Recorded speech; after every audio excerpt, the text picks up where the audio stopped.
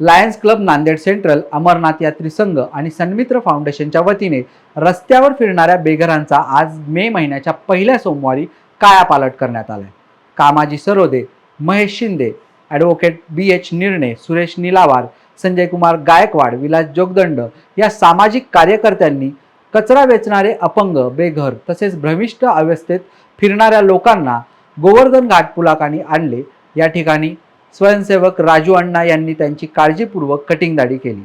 तसेच सुरेश लोट यांच्या सहकार्याने त्यांच्या स्नानाची व्यवस्था करण्यात आली.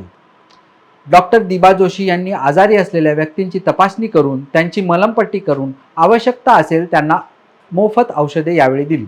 या ठिकाणी सर्वांना अल्पोपहार, चहा आणि हापूस आंबे दिल्यामुळे सर्वजण खुश होते. हा अनोखा उपक्रम पाहण्यासाठी अनेक नागरिकांनी या ठिकाणी सदिच्छा भेट दिली. दर महिन्याच्या पहिल्या सोमवारी हा उपक्रम राबवण्यात येत असल्यामुळे अशा बेघर व्यक्ती आढळल्यास जून महिन्याच्या पहिल्या रविवारी त्याची माहिती द्यावी असे आवाहन संयोजक दिलीप ठाकूर यांनी केलं आहे.